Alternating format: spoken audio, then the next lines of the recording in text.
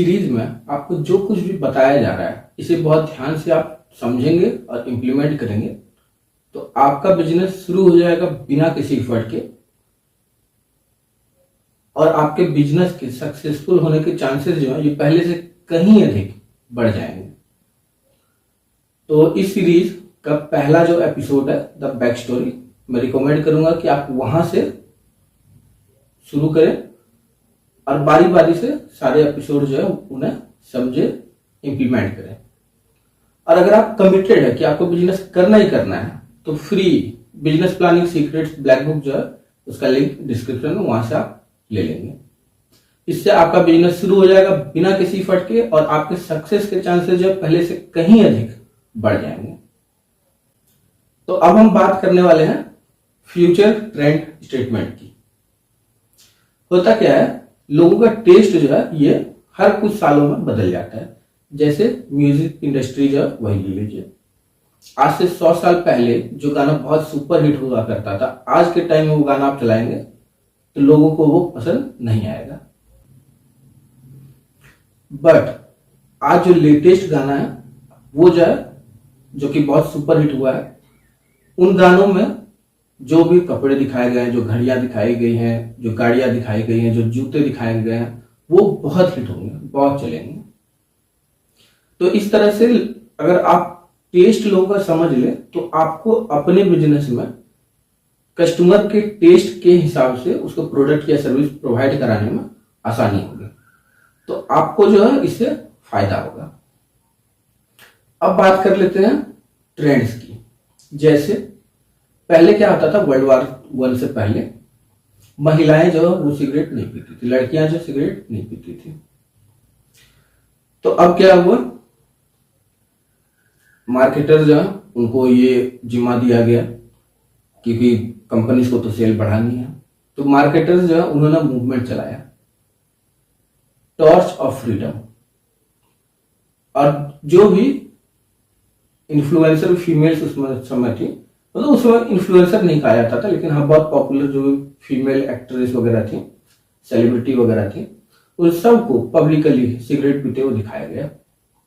साथ ही साथ ये मूवमेंट चल रहा था टॉर्च ऑफ फ्रीडम की अगर आप इंडिपेंडेंट वुमेन है तो जो है आप सिगरेट पिए, या इंडिपेंडेंट वुमेन जो है वो सिगरेट पीती है। तो इससे क्या हुआ कि सिगरेट की सेल जो है ये कई गुना अधिक बढ़ गई, क्योंकि फीमेल जो कि पहले सिगरेट नहीं पीती थी अब पीने लगी। तो इस तरह से ट्रेंड जो है ये बदलता रहता है। तो ट्रेंड्स जो है इनको आपको समझना है। जैसे आज से कुछ सालों पहले ओपन बैंकिंग उतनी नहीं चलती थी, लेकिन अब जो है ओपन बैंकिंग बहुत चलती है। बहुत सारे आप देख रहे होंगे कि फिनटेक या टेक फिन कंपनी जो है वो एक स्टांस में आ गई है, पहले नहीं थी। तो ये ट्रेंड है, ये आपको समझना है, क्योंकि जब आप ट्रेंड समझेंगे तब आपको समझ में आएगा कि लेटेस्ट टेस्ट, लेटेस्ट ट्रेंड, इस हिसाब से अपने कस्टमर को प्रोडक्ट और सर्विसेज क्या प्रोवाइड आप करा सकते हैं। इसके बाद बात करते हैं टेक्नोलॉजी की। Technology is the game changer. अब टेक्नोलॉजी क्या है कि आज मान लीजिए कोई मोबाइल आप खरीद रहे हैं, आपको पता चलेगा कि अगले हफ्ते जो इससे बेहतर मोबाइल लॉन्च हो गया। तो जो टेक्नोलॉजी आज है आपके पास, हो सकता है अगले हफ्ते इससे ज्यादा बेहतर टेक्नोलॉजी जो वो आ जाए। तो टेक्नोलॉजी जो है इसमें आप अलग अलग तरीके से अर्न कर सकते हैं। जैसे अभी के टाइम में ऑडियो बुक्स आ गए हैं, तो ऑडियो बुक्स आप बना के अर्न कर सकते हैं, या फिर ऑडियो बुक्स जो है उसको बनाने के लिए जो भी चीजें चाहिए उसे आप लोगों को प्रमोट कर सकते हैं, या फिर वॉइस ओवर आर्टिस्ट के तौर पर काम कर सकते हैं। तो इस तरह से लेटेस्ट जो भी टेक्नोलॉजी है उसका फायदा आप उठा सकते हैं। जैसे अभी के टाइम में क्या है, सॉफ्टवेयर्स, एआई, और अभी आने वाला है रोबोटिक्स। तो इन चीजों से या तो आप अपने बिजनेस में इंप्लीमेंट करके अपने बिजनेस को आप बेहतर बना सकते हैं। जैसे एआई है, कॉस्ट इफेक्टिव है, तो सॉफ्टवेयर है, कॉस्ट इफेक्टिव है, किसी आदमी को हायर कीजिएगा वो 24 घंटे काम नहीं करेगा। टेक्नोलॉजी 24 घंटे काम करेगी, कभी छुट्टी नहीं मांगेगी, खर्च भी उसमें कम लगेगा, अब बेईमानी बिल्कुल भी नहीं करेगा। तो आप अपने बिजनेस को बेहतर बना सकते हैं यूजिंग टेक्नोलॉजी। और टेक्नोलॉजी के थ्रू जो भी अर्निंग आप कर रहे हैं, आप किसी और को भी मदद कर सकते हैं कि सेम चीज इंप्लीमेंट करने में। तो टेक्नोलॉजी से पहला आप अपने बिजनेस जो है उसमें यूज कर सकते हैं। दूसरा, दूसरे जो बिजनेसेस हैं उनको मदद कर सकते हैं सेम चीज करने में। तो आपको ये समझना पड़ेगा कि आने वाले सालों में क्या ट्रेंड होगा आपके बिजनेस जो है उससे रिलेटेड। तो इसके लिए आपको क्या करना पड़ेगा, आप जो है जो भी बिजनेस ओनर है, सिमिलर बिजनेस हो जिनका, उनसे मिलते रहिए, बातचीत करते रहिए, तो आपको पता चले लेटेस्ट क्या चल रहा है। दूसरा जो है आप ये कर सकते हैं कि जो भी ट्रेड शो वगैरह होता है उसमें जाइए, अपने फील्ड से रिलेटेड और भी जो नॉलेज है वो लीजिए, बिल्कुल अप टू डेटेड रहिए, तो आपको पता चलता रहेगा कि क्या क्या ट्रेंड है जो कि चल रहा है। और आपका मकसद होना चाहिए कि वो ट्रेंड पता करना जो अगले डिकेड को डोमिनेट करने वाला है। तो ये चीज जैसे ही आपको पता चल जाती है तो आप क्या करेंगे, जो भी लेटेस्ट ट्रेंड चलने वाला है, जो डोमिनेट करने वाले हैं अगले डिकेड को, या जो भी लोगों का टेस्ट है, टेक्नोलॉजी है, उन सब के हिसाब से आप अपने कस्टमर को प्रोडक्ट और सर्विस प्रोवाइड कराएंगे। तो इससे आपको जो है फायदा होगा। तो अब आपको लिखना है फ्यूचर ट्रेंड स्टेटमेंट कि अगला डिकेड जो है उसमें क्या ट्रेंड है जो कि चलने वाला है। अब जरूरी नहीं है कि जो आपने लिख दिया वो लिख दिया, आप चेंज कर सकते हैं। तो अभी आपके मन में क्या आ रहा है कि फ्यूचर ट्रेंड क्या है, वो आप लिख लीजिए। जो कुछ भी आपको लगे सही वो लिख लीजिए। अब बाद में आप चाहें तो उसे चेंज कर सकते हैं। तो ये था फ्यूचर ट्रेंड। अब हम बात करेंगे ब्रेक इवन सेल्स एनालिसिस का। तो इसमें सबसे पहला चीज जिसकी हम बात करेंगे वो होगा सेल्स रिवेन्यू फॉरकास्ट, कि सेल्स रिवेन्यू जो उसका फॉरकास्ट कैसे आपको करना है। तो सबसे पहला आप बात करते हैं रिटेल। अब रिटेल जो है उसका बहुत सिंपल सा कैलकुलेशन है, वो मैं आपको बता देता हूं। पर स्क्वायर फीट एनुअली कितना सेल होता है ये आप निकाल लेंगे तो हो जाएगा। या जो बड़े रिटेलर्स होते हैं जैसे बिग बाजार है, वी मार्ट है, ये लोग क्या करते हैं, पहले डेटा जुटा लेते हैं कि लोग जो है कितना खर्च करते हैं किस चीज में। इसके बाद डेमोग्राफिक्स जो है उसका पता कर लेते हैं, कंपटीशन जो है उसका पता कर लेते हैं। तो सारा डेटा वो जुटा लेते हैं, उस बेसिस पर वो तय कर लेते हैं कि नया स्टोर जो खुलेगा उसका एनुअल सेल्स रिवेन्यू जो है वो कितना होगा। तीसरा, अगर आप ऑनलाइन रिटेलर हैं, जो कि लेटेस्ट अभी चल रहा है कि बहुत सारे लोग हैं जो कि ऑनलाइन रिटेलर हैं, तो उसमें आपको क्या देखना, ऑनलाइन रिटेल में कस्टमर का एक्विजिशन का कॉस्ट कितना है। इसे लोग सीपीसी या सीपीए भी कह देते हैं। दोनों में से कोई भी चीज आप सुने, सीपीए या सीपीसी एक ही चीज है, cost of acquisition of customer. दूसरा है एवरेज कार्ड वैल्यू, आदमी जो है एवरेज कितना ऑर्डर आपको देके जाता है। इसके बाद जो चीज आती है उसे हम कहते हैं life time value of customer. Customer की लाइफ टाइम वैल्यू जो है वो कितनी है आपके यहाँ। तो ये चीजें आप कैलकुलेट कर लेंगे तो ऑनलाइन रिटेल जो है उसमें आपको पता चल जाएगा कि कितनी रिवेन्यू जो है वो एनुअली आप लाने वाले हैं। तो एक रफ एस्टिमेट जो है वो आपके पास आ जाएगा। इसके बाद बात करते हैं सर्विसेज बिजनेस की। अब सर्विसेज बिजनेस जो है इसमें क्या है, पहले ये पता करना पड़ता कि किन स्टेप से गुजरने के बाद एक ट्रांजैक्शन जो है वो होगा या एक बिलेबल एक्टिविटी जो है वो होगी। और दूसरी चीज इसमें पता करना होता है कि ये एक्टिविटी पूरे हफ्ते में या पूरे महीने में कितनी बार हो सकती है। तो उस बेसिस पर यह तय होता है सर्विस बिजनेस में कि कितनी रिवेन्यू जो है वो जनरेट होगी पूरे साल में। अब बात कर लेते हैं मैन्युफैक्चरिंग की या फिर होलसेलर की। दोनों का कैलकुलेशन सेम तरीके से होगा। मैन्युफैक्चरर जो है ये मैन्युफैक्चर करेगा और जो भी मैन्युफैक्चर करेगा गुड्स वो देगा जो होलसेलर है उसे। अब होलसेलर जो है वो इसे प्रमोट करेगा रिटेलर को। तो मैन्युफैक्चरर होलसेलर को सेल कर रहा है और होलसेलर जो वो रिटेलर को सेल कर रहा है। तो रिटेलर का जो कंपोनेंट है वो प्लस सर्विस बिजनेस का कंपोनेंट है वो, दोनों आप मिला देंगे तो आपको समझ में आ जाएगा मैन्युफैक्चरिंग और होलसेलर दोनों में एनुअल सेल्स रेवेन्यू जो है वो कितनी होगी। इसके बाद बात कर लेते हैं प्रोजेक्ट डेवलपमेंट का। अब प्रोजेक्ट डेवलपमेंट में क्या है कि प्रोजेक्ट जैसे बिक गया, पैसे मिल जाएंगे डेवलपर को, तो इसमें जो है बहुत सारा कैलकुलेशन करने की जरूरत नहीं है कि कितनी रेवेन्यू आएगी। डेवलपर्स को जो है पहले से पता होता है कि मार्केट में कितना पैसा उनको मिलने वाला है उनके प्रोजेक्ट का, तो बहुत ज्यादा कोई टफ कैलकुलेशन इनके लिए नहीं है। अब बात करते हैं फिक्स कॉस्ट की। किसी भी बिजनेस में कुछ फिक्स कॉस्ट होता है जो कि आपको लगता है, चाहे वो रिटेलर हो या सर्विस बिजनेस में हो या होलसेलर हो या मैन्युफैक्चरिंग हो, फिक्स कॉस्ट उसमें रहता है। हालांकि प्रोडक्ट डेवलपमेंट जो उसमें वो फिक्स कॉस्ट नहीं रहता है, क्योंकि उनको क्या है कि प्रोडक्ट डेवलप करना है और लोगों को प्रमोट कर देना है, मतलब वो प्रोजेक्ट जो है वो सेल करना है, उनको पैसा मिल गया, तो फिक्स कॉस्ट कोई ऐसा चीज इसमें नहीं होता है। लेकिन हाँ, बहुत सारे अगर प्रोजेक्ट चल रहे हैं तो उसमें फिक्स कॉस्ट जो वो आ जाता है, तो उस हिसाब से उसे कैलकुलेट करना पड़ता है। तो आप लोगों ने फिल्मों में जो देखा है कि कोई बिजनेसमैन है, मतलब उसके पास जो है बहुत बड़ा घर है, बहुत बड़ा ऑफिस है, बहुत सारे स्टाफ है, बहुत लग्जरियस गाड़ी है, बिल्कुल प्राइवेट जेट से जाते हैं और आते हैं, तो ये सब कुछ देखने में सुनने में बहुत अच्छा लगता है। रियलिटी में ऐसा नहीं होता है। आपको जो है पैसा लगाना है सिर्फ और सिर्फ एसेंशियल चीजों में लगाना है। वो चीज जो रिटर्न नहीं देने वाली है उसमें पैसा नहीं लगाया जाता है।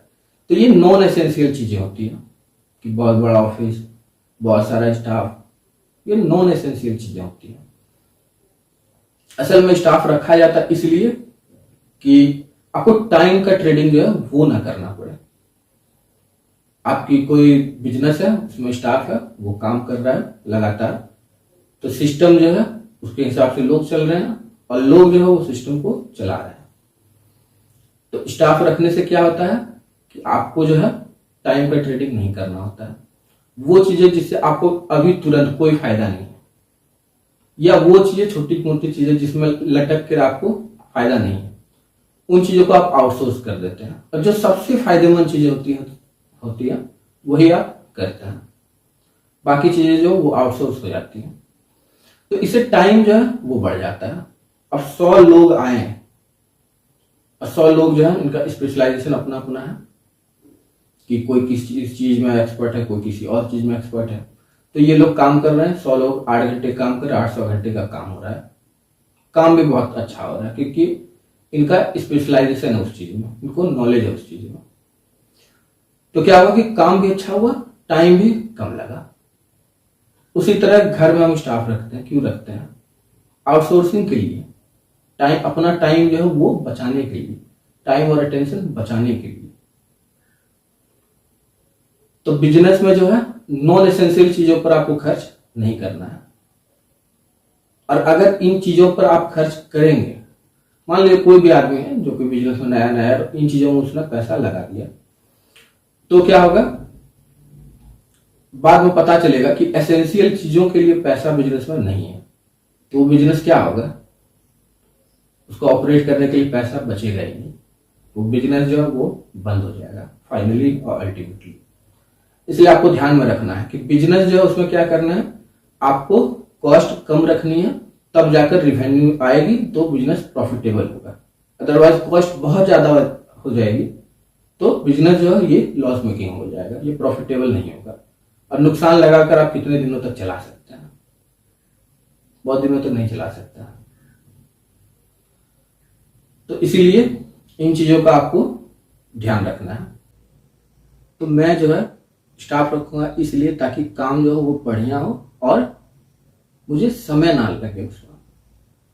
नौकर रखे जाते इसलिए ताकि वो काम जिससे कि मुझे फायदा नहीं है उसे मैं आउटसोर्स कर सकूं, और वो काम जिससे मुझे फायदा है मैं सिर्फ उसी पर फोकस रखूं। तो समय जो है उसे बढ़ाने के लिए लोग हायर किए जाते हैं। इससे क्या होता है कि काम भी अच्छा होता है, समय जो है वो भी बचता है, और वही समय जो आप किसी ऐसी चीज में देने वाले थे जिससे आपको बहुत ज्यादा फायदा नहीं है, वो समय आपका बच गया। उस समय को आप इम्प्लीमेंट कर सकते हो उस चीज के लिए जिससे कि आपके बैंक अकाउंट में पैसा आएगा, आपके बिजनेस को जो सबसे ज्यादा फायदा होगा। तो टाइम जो है वो एक लिमिटेड रिसोर्स है। अगर हम टाइम को ट्रेड करते रहेंगे तब तो बहुत अच्छा पैसा हम नहीं कमा सकते। क्यों? क्योंकि 24 घंटे ही हैं हमारे पास। इसलिए जो है स्टाफ हायर किए जाते हैं, नौकर रखे जाते हैं, ताकि समय जो है वो बचे, काम जो है वो हो जाए। भले हम अवेलेबल नहीं, लेकिन काम जो है वो हो जाए, और लोग जो है वो सिस्टम को चलाए और सिस्टम लोगों को चलाए। इस तरह से बिजनेस जो है वो हमेशा चलता रहे, इवन हम रहे तब भी और जब नहीं रहे तब भी। तो बहुत सारे लोग क्या करते हैं, क्योंकि बिजनेस में जो है ये पहली बार आते हैं तो पता नहीं होता कि क्या करना है क्या नहीं करना होता है। उनको लगता है शायद ये करना सही है, तो बहुत सारे लोग जो है वो पैसा लगा देते हैं बहुत अच्छा फैंसी ऑफिस में, बहुत सारा स्टाफ हायर करने में, अच्छी अच्छी गाड़ियों में, प्राइवेट जेट में।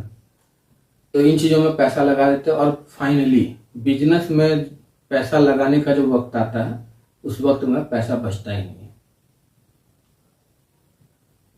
और इस तरह से जो है बिजनेस जो है शुरू होता है और फिर खत्म हो जाता है। तो आपको हमेशा याद रखना है कि स्मार्ट लोग क्या करते हैं। स्मार्ट लोग बिजनेस में जो है बहुत ही फ्रूगल तरीके से काम करते हैं। बिजनेस शुरू करते हैं तो घर के किसी कमरे से शुरू करते हैं, या किसी गराज से शुरू करते हैं, या कहीं पर बहुत कम किराए में कोई ऑफिस वगैरह मिल रहा हो तो कोई जगह मिल रही होती है जहाँ काम किया जा सके, तो वहां ले लेते हैं और शांति से वो काम करते हैं, या किसी वेयर हाउस के किनारे में बैठकर जो अपना काम करते हैं, किसी शेड ऑफिस में काम कर लेते हैं। तो इससे क्या होता है कि पैसा जो है जहां लगना चाहिए, जहां लगाने से फायदा होने वाला है, वहीं पर लगाते हैं ये लोग। तो आपको हमेशा याद रखना है कि आपको फैंसी और लग्जरियस चीजों में पैसा नहीं लगाना है। आपको जो है कम खर्च में बिजनेस करना है, जिससे कि बिजनेस प्रॉफिटेबल जो है वो हो सके। अदरवाइज आप इन चीजों में पैसा उड़ा देंगे, बिजनेस में लगाने के लिए पैसा नहीं बचेगा, तो फिर आपका बिजनेस ग्रो कैसे करेगा। तो लग्जरी जो है बिजनेस में, लग्जरी सबसे आखिर में आता है। अब टीवी में, फिल्मों में या सीरियल्स में वही चीज दिखाया जाता है जो कि ऑडियंस को पसंद आए, वो नहीं जो कि रियलिटी हो। तो आपको हमेशा याद रखना है कि आपको पैसा जो है वो लगाना है अपने बिजनेस में, लेकिन जो इंपॉर्टेंट चीजें हैं उनमें पैसा लगाना है, उन चीजों में नहीं जो कि नॉन एसेंशियल है। जैसे अभी के टाइम में क्या है कि धीरे धीरे ट्रेंडिंग हो रहा है वर्क फ्रॉम होम। बहुत सारी कंपनियां हैं जो कि या तो बहुत छोटा ऑफिस लेकर काम कर रही है या फिर बिना ऑफिस के ही चल रही हैं। तो ये ट्रेंडिंग है, तो ये बहुत स्मार्ट मूव है। क्यों? पैसा नहीं लग रहा है, पैसा बच रहा है, तो कॉस्ट जो है वो कम हो रही है। और ऑफिस, बहुत बड़ा ऑफिस ले लिए या फिर बहुत सारा स्टाफ रख लिए तो बहुत सारा पैसा आपका खर्च हो रहा है, तो कॉस्टिंग आपकी बढ़ रही है। तो सबसे पहले जो आपको कॉस्टिंग कम रखनी है, इसके बाद रेवेन्यू बढ़ानी है, तभी बिजनेस जो है वो प्रॉफिटेबल होगा। तो फिक्स कॉस्ट जो है उसमें आता है ऑफिस जो है उसका रेंट, बिजली का बिल, और भी जो यूटिलिटी बिल्स है वो बिल्स। इसके अलावा एम्प्लॉय जो है उनकी सैलरी, इंश्योरेंस, एडवर्टीजमेंट में कोई आप पैसा खर्च कर रहे हैं तो उसमें। तो ये सारी चीजें जो है ये फिक्स कॉस्ट में आती हैं। तो फिक्स कॉस्ट जो है वो रिटेलर के लिए, सर्विस प्रोवाइडर के लिए, होलसेलर के लिए, मैन्युफैक्चरर के लिए, सबके लिए लागू होता है एक्सेप्ट जो प्रोजेक्ट डेवलपमेंट है। अब प्रोजेक्ट डेवलपमेंट में क्या है कि एक प्रोजेक्ट है, खत्म किए हैं, प्रोजेक्ट खत्म, फिक्स कॉस्ट खत्म। लेकिन अगर प्रोजेक्ट डेवलपमेंट में भी अगर ऐसा होता है कि बहुत सारे प्रोजेक्ट्स जो है उस पर काम होता है, तो फिर फिक्स कॉस्ट जो है उसके कैलकुलेट किया जा सकता है। अदरवाइज उनको क्या, प्रोजेक्ट खत्म हुआ, बेच डालो, पैसा मिल गया, तो जो कहते हैं फिक्स कॉस्ट वो खत्म उनका। लेकिन बहुत सारे प्रोजेक्ट अगर आप एक साथ चला रहे हैं तो फिर आपको जो है लगातार फिक्स कॉस्ट जो उसमें पैसा लगाना होगा। तो इन दैट केस जो डेवलपर्स होते हैं उनको फिक्स कॉस्ट लगता है, अदरवाइज नहीं लगता है। तो आप जो है लिख लेंगे एक लाइन में कि क्या क्या फिक्स कॉस्ट जो है वो आपको लग रहा है। अगर कोई कॉस्ट है जो कि आपको मान लीजिए कि एनुअल लग रहा है, तो उसे आप 12 से डिवाइड कर दीजिए और जितना निकला वो हर महीना आप ऐड कर दीजिए। तो आपको जो है मिला जुला के पता चल जाएगा कि फिक्स कॉस्ट आपको कितना है। तो कुछ लोग इसे मंथली कैलकुलेट करते हैं, कुछ लोग क्वार्टरली, कुछ लोग हाफ ईयरली, कुछ लोग एनुअली। तो ज़्यादातर लोग मंथली करते हैं और मंथली ही आपको बेहतर रहेगा। फॉर सिंप्लिसिटी आपको मंथली जो है वो कैलकुलेट करना है। अब बात करते हैं कि ग्रॉस प्रॉफिट हर सेल पर आपको कितनी आई। तो ग्रॉस प्रॉफिट आप कैलकुलेट करेंगे कैसे, ये आप जान लीजिए। आपने जो है कोई प्रोडक्ट है या कोई सर्विस है उसको सेल किया है। अब उस प्रोडक्ट का कुछ कॉस्टिंग आपको आया हो या उस सर्विस की कुछ कॉस्टिंग आपको आई होगी, तो उस कॉस्टिंग को आप माइनस कर दीजिए जो भी आपका सेलिंग प्राइस है उसमें। तो ये आपका हो गया ग्रॉस प्रॉफिट। तो इस ग्रॉस प्रॉफिट से ही आपको जो है फिक्स कॉस्ट जो वो कवर करना है, और उससे ऊपर अगर कुछ आया तो वो आपका प्रॉफिट होगा। तो अब हम बात करने वाले हैं कि कोई स्टार्टअप है अगर, तो उसका आपको कैसे जोड़ना है ग्रॉस प्रॉफिट। तो स्टार्टअप क्योंकि नया नया शुरू हुआ है तो उसको जोड़ना बहुत मुश्किल होता है। तो इसमें सबसे पहला स्टेप होता है, फॉर ईच प्रोडक्ट और service that you sell list every individual item that goes into the product including piece rate, labour and commission. मतलब आपने उसको बेचने के लिए कमीशन दिया हुआ है, इसके अलावा कोई लेबर चार्ज उसमें लगा है, इसके अलावा और भी जो भी चीजें लगी हैं उन सबको आपको एक लिस्ट बना लेनी है। Once you have completed list of all cost component for your products और services add up cost of each item. अब आपने लिस्ट बना लिया, उसमें जो है आपको कीमत लिखनी है कि आपको कॉस्ट कितना पड़ा है हर चीज का। Because we are in business, तो हमारा क्या है कि हर चीज का जो है कॉस्ट होता है, वो बियर करना ही करना है।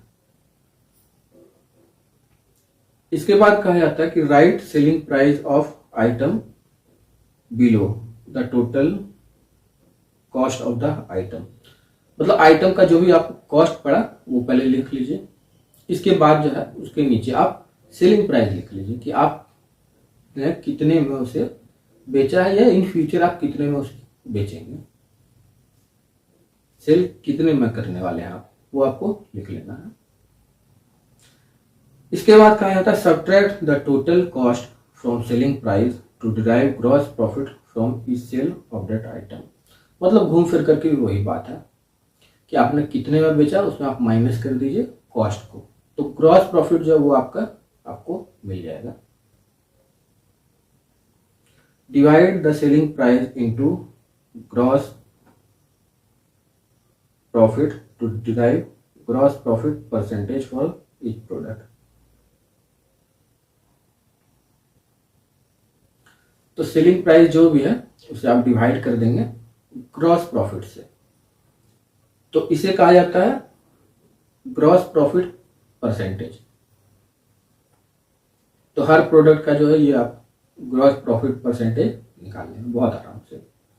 सुनने में भारी लग रहा होगा लेकिन जब आप समझ जाएंगे तो ये चीजें आपको आसान लगने लगेगी। इसके बाद जितने भी प्रोडक्ट्स आप बेचने वाले हैं, सेल करने वाले हैं, उन सब के लिए यही एक्टिविटी आपको रिपीट करनी है।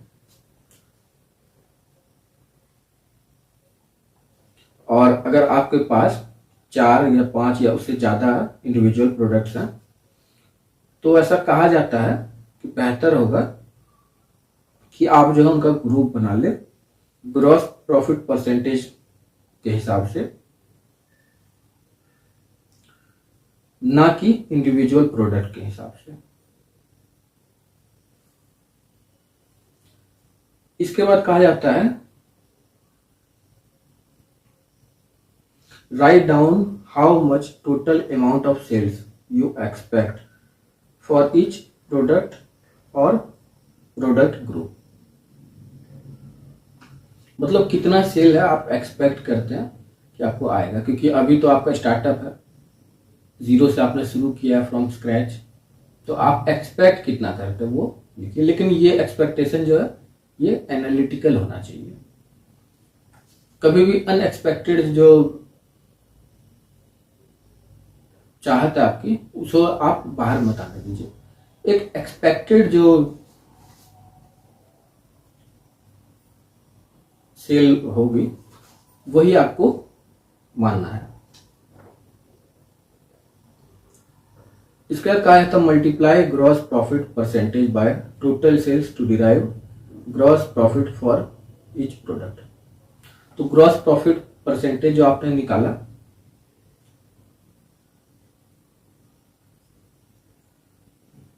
उसे मल्टीप्लाई आपको कर देना है टोटल सेल से। इससे क्या होगा कि gross profit for each product आपको मिल जाएगा। इसका कहा जाता है add together the total gross profit figure to derive the total gross profit from the year's sale. मतलब ग्रॉस प्रॉफिट का जो भी फिगर आपको मिला उन सबको आप ऐड कर दीजिए। इससे क्या होगा कि पूरे साल में ग्रॉस प्रॉफिट आपको कितना हुआ वो आपको मिल जाएगा। इसके बाद कहा जाता है divide the gross profit by annual sales revenue to derive the average gross profit percentage from year sale. मतलब क्या है, ग्रॉस प्रॉफिट जो भी आपको हुआ और पूरा साल में जितना आपने सेल जनरेट किया, इसका रेशियो आपको निकाल देना है।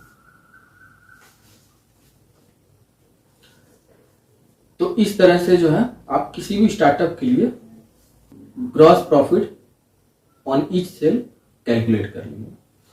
अब बात करते हैं एग्जिस्टिंग बिजनेस की। कोई एग्जिस्टिंग बिजनेस है, उसमें ग्रॉस प्रॉफिट निकालना बहुत आसान है। अब निकालेंगे कैसे? आप जो है किसी भी महीने का एक प्रॉफिट और लॉस स्टेटमेंट जो वो ले लीजिए या एनुअल ले लीजिए। उसमें आपको देख लेना है कि आपने कितनी सेल जनरेट की, उसमें आपको माइनस कर देना है आपका प्रोडक्ट या सर्विस का जो भी कॉस्ट है उसे, तो ग्रॉस सेल जो है ये आपको मिल जाएगा। और अगर आप बिजनेस जो है उसे और बड़ा करने वाले, स्केल करने वाले हैं, तो इसमें चेंजेस होंगे। तो उस चेंजेस के हिसाब से फिर से आप कैलकुलेट कर लेंगे कि कितने सेल्स रिवेन्यू आपको हुई माइनस कॉस्ट। तो ये आपको जो है ग्रॉस सेल रिवेन्यू जो वो मिल जाएगी। अब बात करते हैं ब्रेक इवन सेल्स रिवेन्यू। अब क्या होता है कि आपने जो है सेल किया, उसमें कॉस्ट माइनस कर दिया प्रोडक्ट का, तो अब कुछ अमाउंट जो है वो आपका बचा ग्रॉस सेल। अब इसमें जो है आप देख लेंगे कि फिक्स कॉस्ट कवर हो रहा है। अगर हाँ, तो ये ब्रेक इवन है, क्यों जितनी रिवेन्यू आपको आई उसे फिक्स कॉस्ट जो वो कवर हो गया, तो ये ब्रेक इवन है। अब बात करते हैं प्रॉफिट की कि प्रॉफिट आप कैलकुलेट कैसे करेंगे।